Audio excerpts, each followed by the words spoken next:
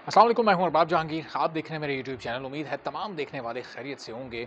और the legend of Maula Jatt ने जनाब एक और नई भारतीय फिल्म को पिछाड़ दिया है। पिछाड़ क्या दिया, आप समझें कि बुरी तरह से शिकस्त दे दी है। The legend of Maula Jatt का इस जुमे को 30वां रोज़ था और इस जुमे को जनाब बॉलीवुड की फिल्म रिलीज़ हुई, जिसमें अमिताभ बच्चन, जो कि बॉलीवुड के मेगा स्टार हैं, बॉलीवुड की सबसे बड़ी सेलिब्रिटी हैं, वो इसमें शामिल थे। और फिल्म का नाम है जनाब ऊंचाई। और लेकिन नाम ऊंचा रखने से ज़ाहिर है कि आप मकाम ऊंचा नहीं हासिल कर सकते। और the legend of Maula Jatt ने ऊंचाई को भी नीचा दिखा दिया है।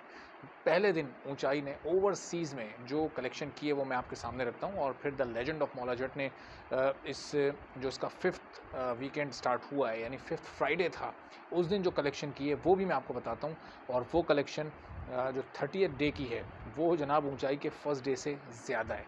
और वो कितनी ज़्यादा है, ये मैं ज़रा आपको थोड़ा सा आगे चलकर बताता हूँ। पहले ये जो ऊंचाई की कलेक्शन है, ज़रा इसको मैं आपके सामने रख दूँ कि ऊंचाई ने, अच्छा, दोनों की जो स्क्रीन काउंट है, वो जनाब आप ये समझें कि ऊंचाई की जो स्क्रीन्स हैं इंडिया और ओवरसीज़ में मिला के, वो the legend of Maula Jatt से डबल डबल से भी ज़्यादा हैं। जो ओवरसीज़ की स्क्रीन्स हैं जनाब, वो तकरीबन 421 स्क्रीन्स पर ही रिलीज़ हुई है, जो कि the legend of Maula Jatt से ज़्यादा है। और इंडियन स्क्रीन्स भी इसकी तकरीबन 550 से 600 के दरमियान है, जो कि कई गुना ज़्यादा है। The legend of Maula Jatt Pakistan में सिर्फ 72 स्क्रीन्स पर रिलीज़ हुई थी।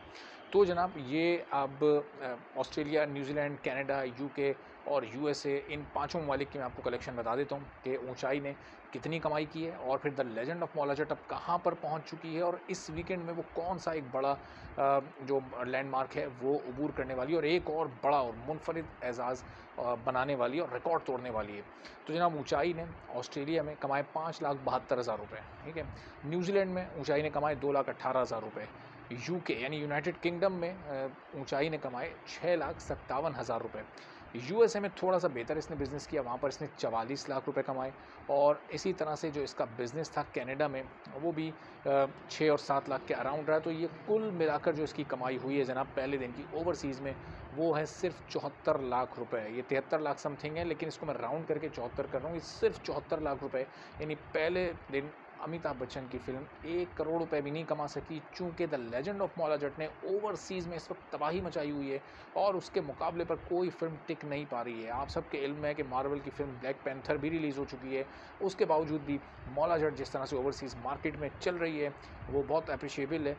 जितनी उसकी तारीफ़ की जाए जनाब कम है। अब the legend of Maula Jatt ने अपने 30 दिनों में कलेक्शन अपनी कहाँ तक पहुँचा दी है।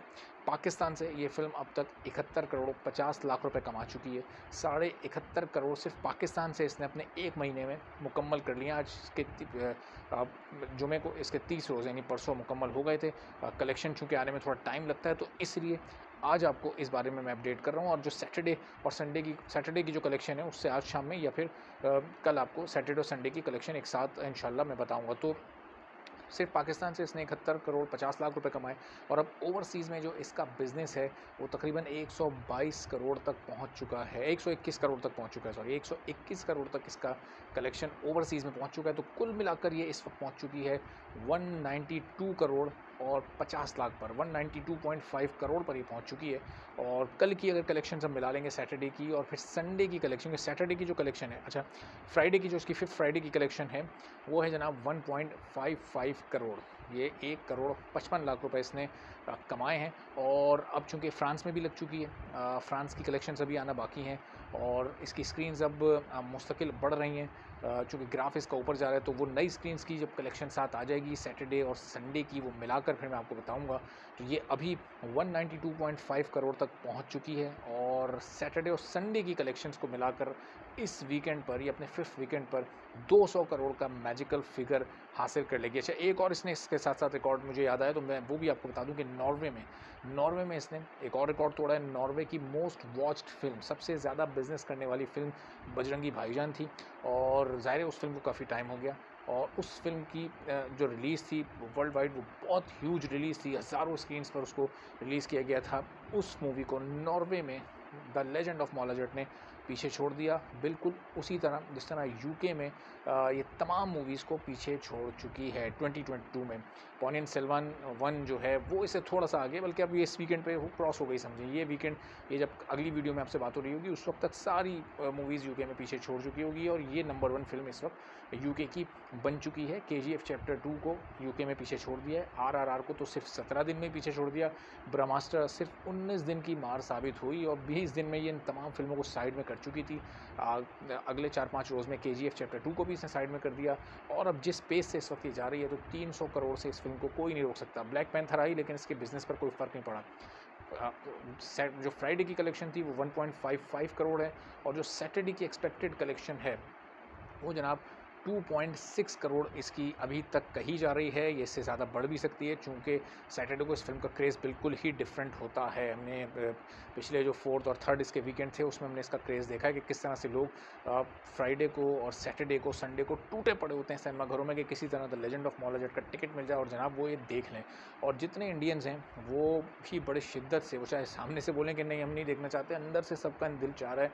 जिस तरह करण जौहर ने जाकर इस फिल्म को देखा है दुबई में, जिस तरह से ऋतिक रोशन और इमरान हाशमी के आप लोग रिव्यूज़ उनके सामने आए हैं, तो ये जनाब और जिस तरह से फिर नासिर अदीब साहब जो इसके राइटर हैं उनको इंडिया से फ़िल्म की ऑफ़र हुई कि वो फ़िल्म का स्क्रिप्ट लिखें और इस बारे में जो मज़ीद अपडेट्स हैं वो मैं आपको इंशाल्लाह आने वाली वीडियो में भी अपडेट इससे मुताल्लिक करूँगा। तो जनाब ये इसकी कलेक्शन थी और ऊंचाई को इसने सिर्फ नाम ज़रा ऊंचा रखने से कुछ भी नहीं होता। ऊंचाई को इसने जिस तरह से नीचे दिखाया है और पस्तियों में उठाकर फेंक दिया है, तो अब ऊंचाई लग नहीं रहा कि दोबारा उठ पाएगी और उसका मुकाबला कर पाएगी, चूँकि ये तो आप समझिए कि बस एक डब्बा फ़िल्म है। ये फ़िल्म पैक होने वाली है। इस फिल्म का कोई ओवरसीज़ में कोई फ्यूचर नहीं है, कोई कुछ नहीं करने वाली है। 1 हफ़्ते बाद आनी है जनाब दृश्यम 2, उसको भी देख लेगी। The legend of Maula Jatt जिस पेस से चल रही है शायद उसका भी कमोबेश यही हाल होगा। हाँ, 25 तारीख को ये मुकाबला सख्त हो सकता है जब ज़र्रार की रिलीज़ होगी।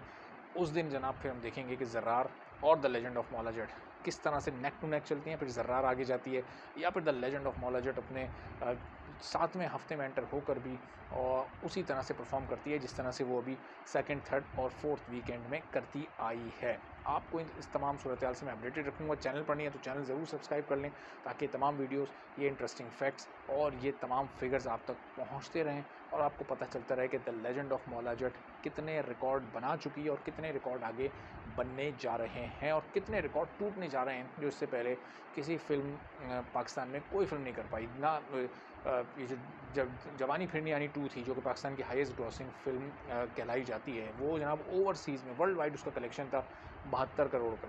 उस फिल्म को तो इसने आपने यानी जो इसकी 31वें दिन की सैटरडे की कलेक्शन आएगी वो जैसे ही इसकी कलेक्शन में ऐड होगी तो जवानी फिरनी यानी 2 का वर्ल्ड वाइड कलेक्शन सिर्फ पाकिस्तान के बिज़नेस से the legend of Maula Jatt ने पीछे छोड़ दिया है। तो आप सोचें किस लेवल की ये फ़िल्म है, क्या ये बिज़नेस कर रही है। अभी इसको रिलीज़ किया जाना है जनाब चाइना में जब ये रिलीज़ होगी और अगर नेपाल या और ऐसी कंट्रीज़ जो कि बड़ी मार्केट्स हैं बॉलीवुड की मूवीज़ की, तो वहाँ जब रिलीज़ होगी, अच्छा पंजाबी फ़िल्मों को जो पंजाबी लैंग्वेज की फ़िल्में होती हैं उनमें ये सबसे ज़्यादा कमाई करने वाली फ़िल्म बन चुकी है और जितनी भी फ़िल्म्स थी पंजाबी की उन सबको पीछे छोड़ चुकी है।